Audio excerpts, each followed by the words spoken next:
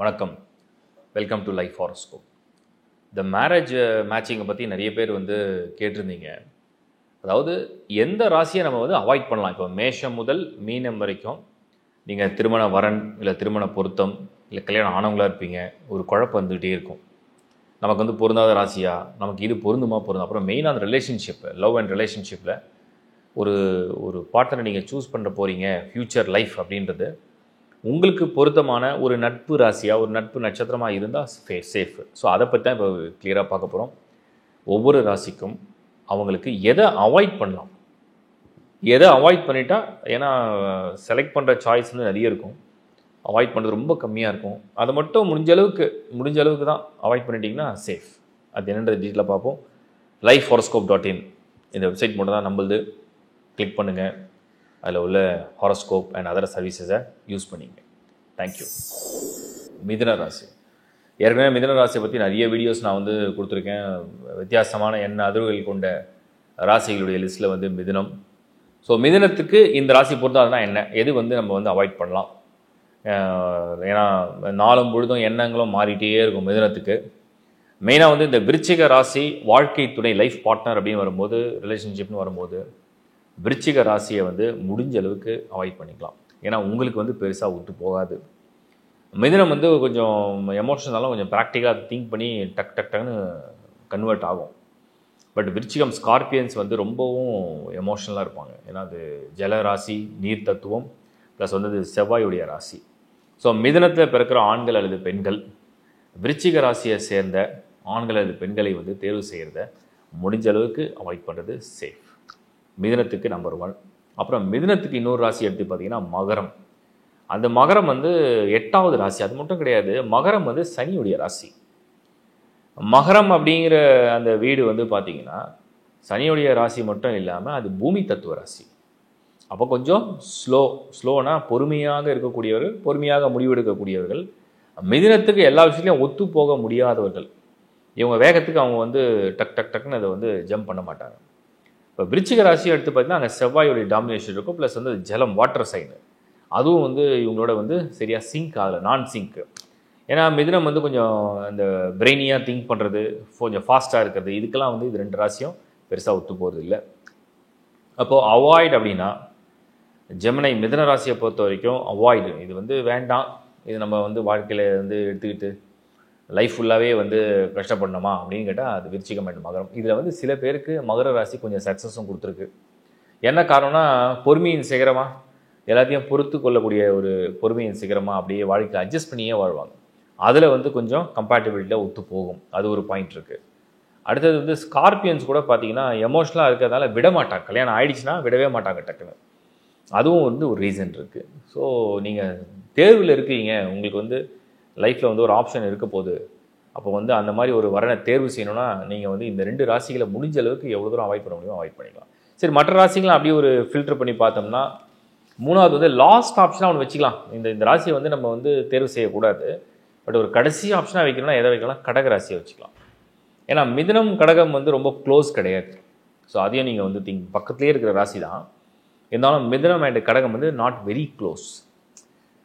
Age 30-35 ஆகுதுன்னா மட்டும் அதை பற்றி திங்க் பண்ணலாம். நட்சத்திரங்கள் வெவ்வேறு இருக்கணும், தசைகளும் ஒத்து போகாமல் பார்க்கணும்.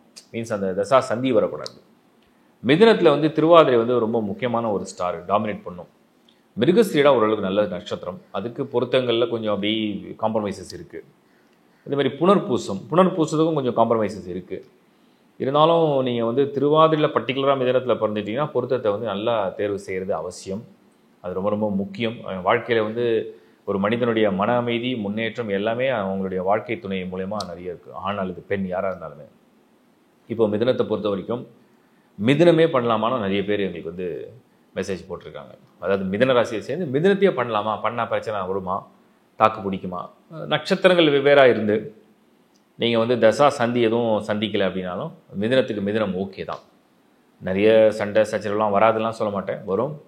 பட் அனுசரிக்கிற குணமும் உண்டு. அதனால் மறப்போம், மன்னிப்போம், திரும்பவும் ஒரு விஷயத்தை மாற்றி ஏற்றுக்குன்ற மாதிரி மிதுனம் வாசஸ் மிதுனம் பரவாயில்லன்னு எடுத்துக்கலாம், ஒரு ஆப்ஷனாக வச்சுக்கலாம். ஸோ இப்போ நீங்கள் என்ன புரிஞ்சுக்கணும்னா, மிதுன ராசியில் பிறந்திருந்தால் ஒரு வேளை உங்களுக்கு கும்ப ராசியோ இல்லை மீனம் இல்லை மேஷம், மீனம் மேஷம்லாம் ஆவரேஜ் தான், பட் இருந்தாலும் பரவாயில்ல.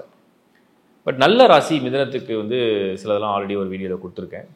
மற்ற எல்லா ராசிகளும் நீங்கள் ஆப்ஷனில் எடுத்துக்கலாம். சிம்மம் எடுத்துக்கலாம், துலாம் எடுத்துக்கலாம், ஈவன் தனுசு கூட ஒரு மாதிரி ஒரு செமி சூப்பர் டூப்பர் நான் சொல்ல மாட்டேன், பட் பரவாயில்ல. பட் அவாய்ட்னா என்னென்னா டோட்டலாக அது வந்து ஒரு மாதிரி ஒரு எதிர்ப்பு நிலையோட ஒரு எனர்ஜியோடு இருக்கும். அந்த மாதிரி இருக்கிறது தான் முதல்ல வந்து இந்த விருச்சிக ராசியை பற்றி நான் சொல்லியிருக்கோம். ஸோ அடுத்த ஒரு வீடியோவில் இந்த நட்சத்திரங்கள் இருக்கு இல்லையா, மிருகசீரிடம், திருவாதிரை மற்றும் புனர்பூசம், அதுக்கு இன்னும் டீப்பாக நம்ம வந்து அந்த நட்சத்திரத்துக்கு எதெல்லாம் பொருத்தம் இருக்குது, பொருத்தம் இல்லைன்றத இன்னும் டீப்பாக நம்ம வந்து பார்க்கலாம். வாழ்த்துக்கள். சரியான வாழ்க்கை துணையை தேர்வு செய்யுங்க. வாழ்க்கையை சந்தோஷமாக வாழுங்க. வணக்கம். இப்போ இந்த ராசி பொருத்தத்தை பற்றி நீங்கள் பார்த்தீங்க. ஏற்கனவே நிறைய பேர் என்ன கேட்டிங்கன்னா, இப்போ பொருத்தமான ராசி எதுன்னு கேட்டிங்க. பட் பொருத்தமான ராசி தனியாக வீடியோ பண்ணியிருக்கேன். எந்தெந்த ராசியை கல்யாணம் பண்ணால் எப்படி இருக்கணும் பண்ணியிருக்கேன். அடுத்த ஒரு செஷனில் நான் வந்து நட்சத்திரத்துக்கு டீப்பாக இன்னும் எடுத்துகிட்டு போகலாம்.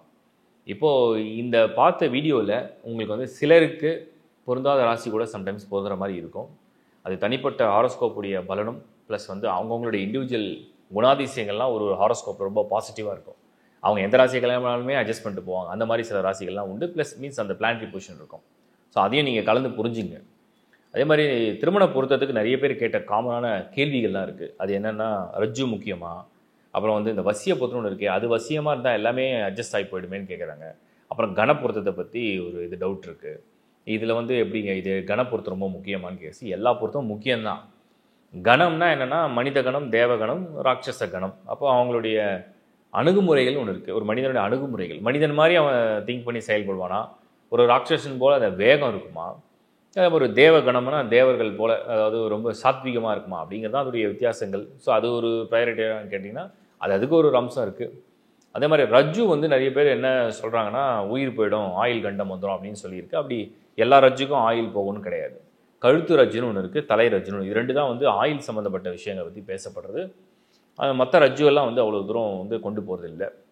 அடுத்தது வந்து நம்ம பார்க்குறது என்னென்னா, இந்த நட்சத்திரங்களுடைய பொருத்தத்தை தின பொருத்தம் ரொம்ப முக்கியமாக. ஏன்னா க்ளோஸாக இருக்கிற ஸ்டார்ஸ்லாம் கல்யாணம் பண்ண வேண்டாம்னு சொல்கிறாங்க. பொதுவாகவே பெண்ணுடைய நட்சத்திரத்தை வந்து ஆணுடைய நட்சத்திரம் 7 அல்லது 13 நட்சத்திரத்தில் கடந்திருந்தால் நல்லது. 13 கடந்தால் ரொம்ப நல்லது, குறைஞ்சபட்சம் 7 கடந்தால் நல்லது. ஸோ இது நட்சத்திரங்கள். அப்போது வந்து ஒரு பொருத்தம் எடுக்கும்போது நிறைய ஆஸ்பெக்டில் பார்க்கணும். தோஷங்கள் இருக்கான்னு பார்க்கணும், தோஷம் இல்லாத ஜாதகத்தை பார்க்கணும்.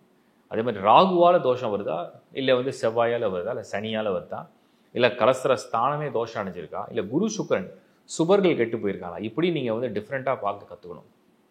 ஸோ இப்போ நம்ம கொடுத்துற இந்த வீடியோ என்னென்னா, எதை வந்து ராசியில் அவாய்ட் பண்ணலாம். ஏன்னா ராசிங்கிறது எமோஷன், ராசிங்கிறது மைண்டு. ஒரு மனிதன் தினமும் சிந்திக்கிறது, செயல்படுறது, அவன் புரிஞ்சிக்கிறது, அவன் யோசிக்கிறது, அவன் பழகிறது, அவன் அணுகுமுறை செய்கிறது, இதுதான் ராசி. அப்போது தனக்கு நட்பான ஒரு ராசியை தேர்வு செய்யும்போது அந்த வாழ்க்கையை இனிக்கும். தனக்கு நட்பில்லாத ராசியை தேர்வு செய்யும்போது அந்த வாழ்க்கையில் வந்து சில கசப்பான அனுபவங்களை சந்திக்கிறதுனால அதை முடிஞ்ச அளவுக்கு அன்ஃபேவராக செலக்ட் பண்ண வேணான்னு தான் கருத்து. சரி, சில பேர் உடனே ஒரு கேள்வி இருக்கும், செலக்ட் பண்ணிட்டோம், ரிலேஷன்ஷிப்பில் இருக்கும், நீங்கள் சொல்கிற பொருந்தாத ராசியில் தான் லிஸ்ட்டில் வருது. உதாரணத்துக்கு மேஷ ராசிக்காரன், நான் வந்து கன்னி ராசி பெண்ணை வந்து நேசிக்கிறேன், அப்புறம் இந்த பக்கம் நான் விருச்சிக ராசி பெண், எனக்கு வந்து மிதுன ராசி தான் பையன் வந்திருக்கான். ஸோ இந்த மாதிரிலாம் நிறைய பேர் சொல்லுவாங்க. அதே மாதிரி கும்ப ராசியில் பிறந்து சிம்மத்தை வந்து இல்லைனா கடகத்தை வந்து கல்யாணம் பண்ணுவாங்க. கும்பம் அண்ட் கடகம், மகரம் அண்ட் சிம்மம், இதெல்லாம் பொருந்தாத ராசிகள்னு வச்சுங்களேன். ஸோ இப்படி இருக்கும்போது அது என்ன பண்ணுறது அப்படின்னா, அப்போ அவங்களோட இண்டிவிஜுவல் ஹாரோஸ்கோப்பில் அந்த ஸ்கோர் நல்லா இருந்ததுன்னா அந்த வாழ்க்கையை வந்து காப்பாற்றி கொண்டு போகும். ஸ்கோர் நல்லா இருந்தால் என்னென்னா மனஸ்தாபங்கள், மன வருத்தங்களோட அனுசரித்து அட்ஜஸ்ட் பண்ணி தான் அந்த வாழ்க்கையை கொண்டு போகணும். இந்த புரிதலோடு பாருங்கள். சப்ஸ்கிரைப் பண்ணிங்க. இந்த வீடியோ பிடிச்சிருந்தா லைக் பண்ணுங்கள், உங்கள் நண்பரோட ஒரு ஷேர் பண்ணுங்கள். lifehoroscope.in மேரேஜ் மேட்சிங்க்கும் ஒரு ஆப்ஷன் கொடுத்துருக்கோம், ஒரு சர்வீஸ் ஆட் பண்ணியிருக்கோம், அதையும் பயன்படுத்திங்க. ப்ளஸ் டீட்டெயில் ஹாரோஸ்கோப் ப்ரெடிக்ஷனும் மேரேஜ் மேட்சிங் இருக்குது. தேங்க்ஸ் ஃபார் வாட்சிங் லைஃப் ஹாரோஸ்கோப். மறுபடியும் உங்களை சந்திக்கிறேன். Bye from Shankar Narayan. வணக்கம்.